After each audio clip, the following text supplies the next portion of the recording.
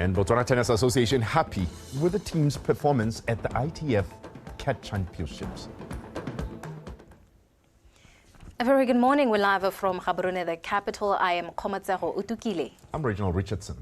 And interpreting in sign language is Amantle Babili. Let's go into our first story. The President Advocate Duma Boko yesterday joined a diverse community of stakeholders, leaders and experts at the ongoing World Economic Forum in Davos, Switzerland. President Boko attended a high-level event during which the founder of the World Economic Forum, Professor Klaus Schwab, gave welcoming remarks and special address. The founder of the World Economic Forum spoke to the value of national and international unity towards sustainable progression and the need to foster the principle of trust and establishing solutions and pathways towards a better world. He noted the value of uptake of new technologies like AI in these modern times to fast-track progress in climate change mitigation and ensure prosperity across sectors of development. When we meet today, we also have to face an erosion of trust in our society. We all must work together to regain trust in order to progress nationally and internationally. This can only be achieved if we genuinely address the existential fears of so many. The fears of marginalized, the fears of those who are afraid of accelerating environmental degradation, and the fears of those who worry about being left out in the transition to the intelligent age. Meanwhile, President Advocate Boko noted Botswana's readiness to do business with the global community on the sidelines of the ongoing World Economic Forum. He noted Botswana's safe and compelling business climate and rich human resources, which are all inviting indicators to Botswana's potential, and he called on prospective investors to look in this direction. He was giving a keynote address at a Foresight Africa event hosted by the Brookings Institute, themed The Road to Sustainable Inclusive Development. There's a very good and very compelling reason why you should invest in Botswana. On the face of it, and I raised the issue of the population quite deliberately, so that I could then make this point that I'm about to make. I said Botswana is land-linked, and it therefore becomes both a haven and a gateway into the rest of Africa. And as a gateway into the rest of Africa, because of its strategic positionality, it offers you access to a much wider market than the 2.4 population that you see. And as a result, the opportunities are immense, they are huge. So it's critical for us to appreciate this. The second is that Botswana offers certainty, credible financial institutions. You are certain when you bring your investment that the investment is safe. We are not subject to any strife, civil strife or any type of strife for that matter. And so investors want an environment where they themselves are safe, and without any disparagement, we are the safest. So Botswana is the haven. It has a dynamic population, very educated, because the government has invested the resources from the minerals to educating the people. Meanwhile, back home, members of LABORARO have been urged to come up with ideas that could help the government to generate income and develop the country. The plea was made by the acting president, Mr. Ndabagao Late, when officially opening a 5-day capacity building workshop for members of the 5th LABORARO in Palape. Lovemore Mario has the details. As the government is on a drive to transform the country's economy, different institutions have to come to play and contribute in finding ideas to develop the country. These include DIKGANG, who have been encouraged to be active in contributing towards achieving economic diversification. Ara tshwanela go nna jaaka kana go lela kana go tlala mowa wa boitlhobogo jaaka batho ba ba sa itseng, mme ga ra tshwanela go nyatsa go tlhaetsa matlho dikgwetlho tse di re lebaganyeng. Ke buile ebile ke tla tswella ke bua gore sekgwama ga ke itse gore ke eng batho ba rata go tshega ga ke re sekgwama, mme ke rile sekgwama sa rona se a reketla, se a lwala, se tlhoka gore re se busetse ko se tshwanetseng. Some of DIKGANG highlighted that political interference in Bogosi issues make it difficult for them to exercise their duties freely. So sa dio tse di tshwentseng mo pakeng e fetileng ke gore ha gongwe boeteledipele ba ga rona ba sepolitiki ha gongwe ga o ema ka dinao o eletsa gore o thuse gongwe o lebya ka leitlho le sele gore o ka bona le keletso ya go tsena mo sepolitiking gore ga re ko re batla go aga setšhaba se sa Botswana.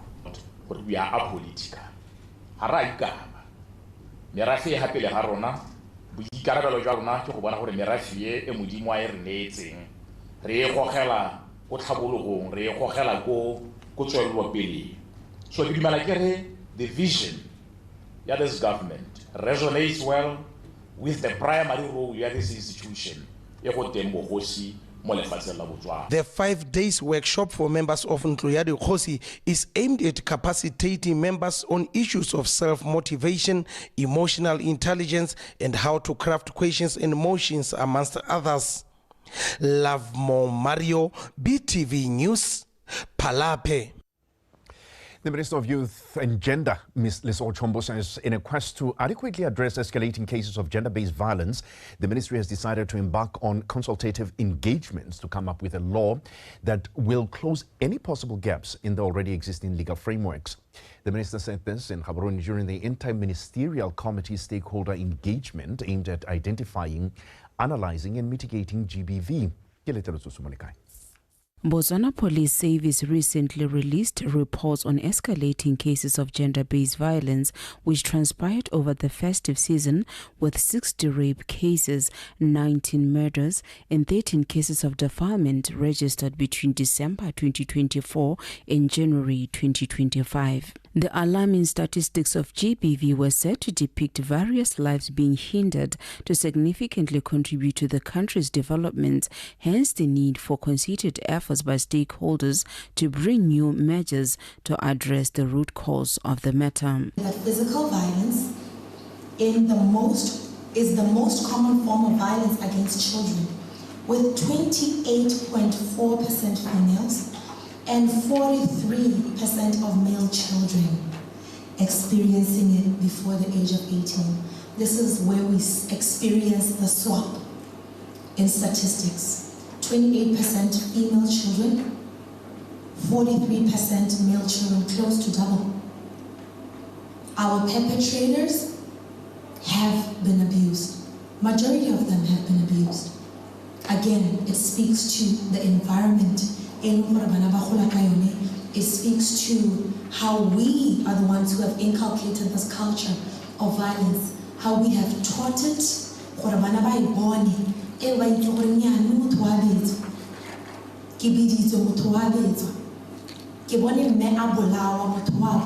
of our cultures contribute to this violence. We really about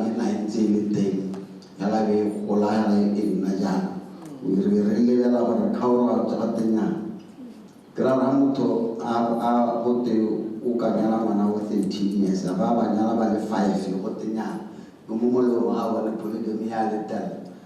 You know, the amount of violence this individual alone is exerting to these 5 young kids. And they're going to raise other kids also.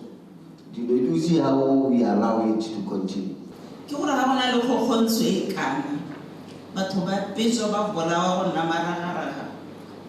And we are affected even mentally.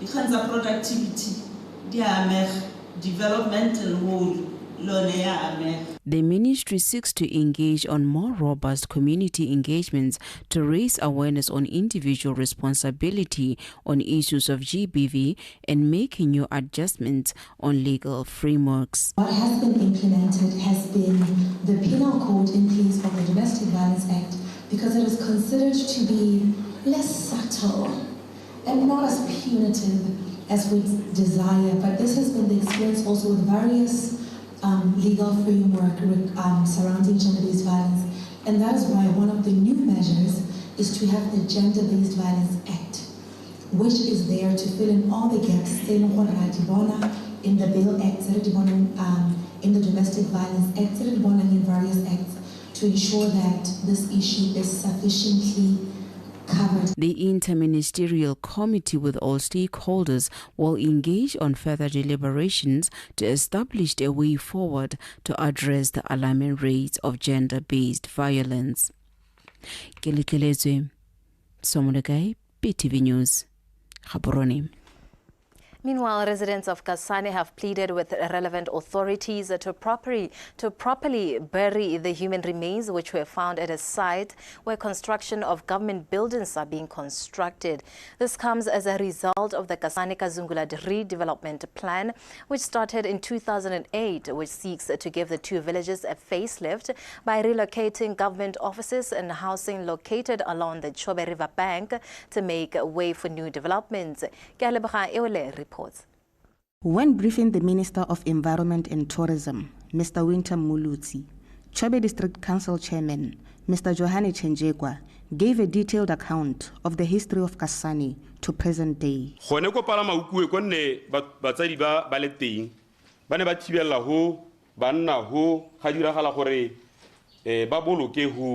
Some people were buried in Palamaukue since there was no designated cemetery at the time. However, we welcome this new development. As council, we wouldn't have been able to construct these offices and accommodation for staff. It is unfortunate that we discovered human remains during construction.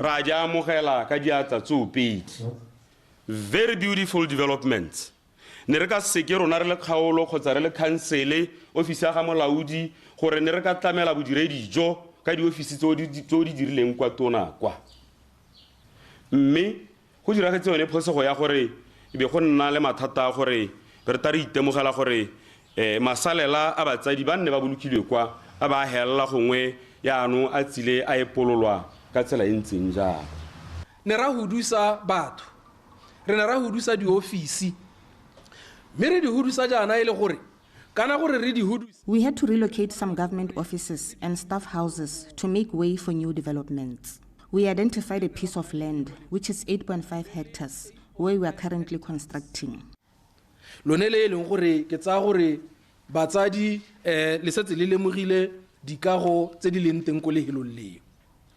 elders say the village used to be in a place called Palamaukue around the years of 1961. Before present-day Kasane. I was asked by the Khosi to go and see what is happening because my father is buried there. That place has human remains of those who were buried there before relocation.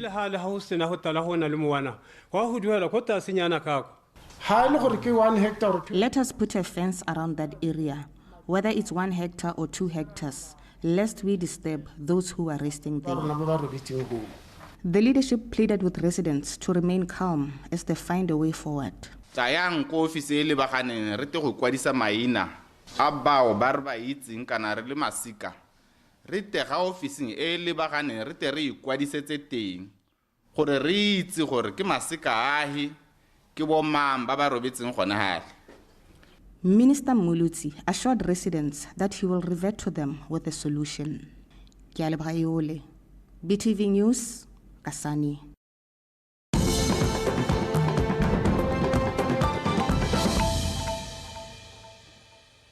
Minerals and Energy Minister Ms. Boholokene has appealed to the private sector to partner with the government to connect villages far from the national existing grid, as well as low population densities, to mini electricity grids. Ms. Kenewendo made the plea at an electricity stakeholder meeting organized for industry experts to give feedback and direction to the Ministry of National Electricity Issues. Reports. The Ministry of Minerals and Energy plans to integrate some of the reforms suggested by the stakeholders meeting into the National Development Plan 12. In partnership with the private sector, the ministry plans to attain 100% electricity access to all households in Botswana by 2030. The plan is to turn Botswana into an energy hub and be able to export electricity to other countries in Africa. Villages in the Okavango, villages in Hansi, villages in the far northwest can only be reached through your partnership and through mini-grid solutions. And shortly, Mr. President Advocate Duma Boko will announce villages that we've started to reach through some mini-grid solutions. In our effort to mitigate carbon emissions and the attainment of low carbon economy, we are targeting, as the Minister said, a 50% contribution of energy generation from renewables. This will primarily be the use of solar, wind, and any other renewable technologies, which I believe will acquire us. And the opportunity to have a little bit of solar, a little bit of storage, an electric vehicle plug-in point, and connection to a smart grid to be able to participate in energy markets in a small way will unleash economic activity and the democratization of energy in a way far beyond what we can even picture. The ministry is working on securing more land for energy projects. And we've had a few hurdles for some of our energy projects, and we've had to be in touch with our land ministry to deal with this. But I must admit that since we've started, they have come to the table in meeting our land access matters. But we hope that we'll be able to accelerate these, and we hope that those that are in the spaces that we've identified for all of our renewable spaces in particular will also come to the party. Ms. Kenewendo appeals to the public to report vandalism and theft of electricity power lines as it disrupts electricity supply to customers. BTV News, Gaborone. Local authorities have been urged to support and create a conducive policy environment for the informal sector. When addressing a council meeting in Jwaneng, the Assistant Minister of Local Government and Traditional Affairs, Mr. Ignatius Moswane, said that the sector has a huge potential of transforming Botswana's economy. Mujadi Mukibelo reports.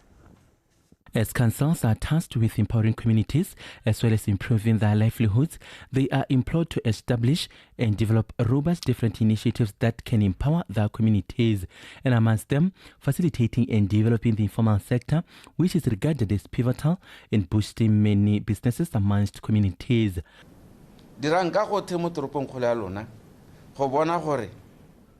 You should work hard as the council and ensure that you create a conducive environment for the informal sector.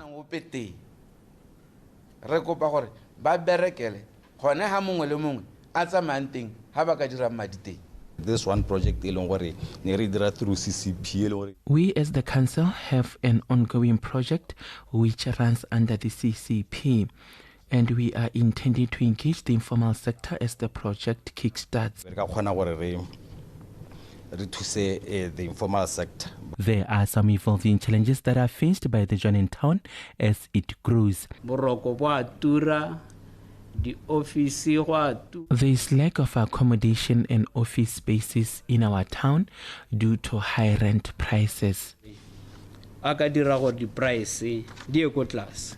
Ka maduana CCP re ne ra reka mato a Botswana Housing Corporation Under the CCP funds, we have purchased 7 BHC houses at the moment. A mangwe e le a di 2 beds.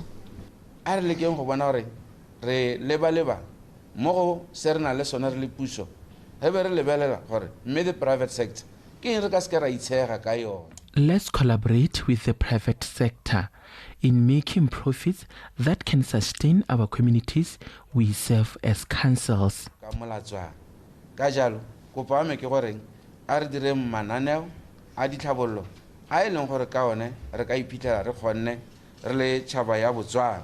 On other issues, Assistant Minister Moswani noted that as government, they are working tirelessly in improving and restoring working conditions and service of the Khosi who play a significant role in uniting communities.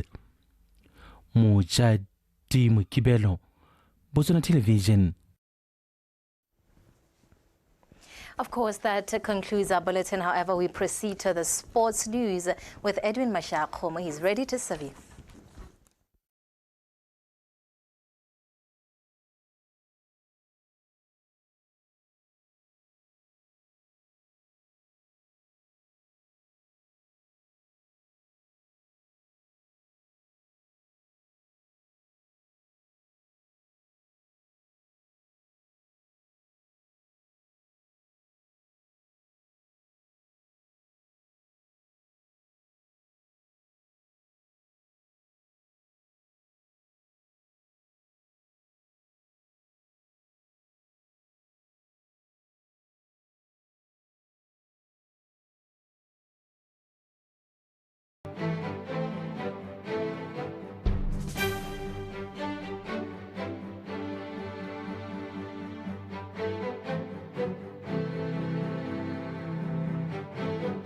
Go aba madi a mmele ke nngwe karolo ya konokono mo botshelong jwa motho mongwe le mongwe. Re le ba ka ba madi a mmele re kemiseditse gone go ka kgobokanya madi a mmele a ileng gore a phepa mme bile ke a tlhwatlhwa ka nako tsotlhe go anela ba ileng gore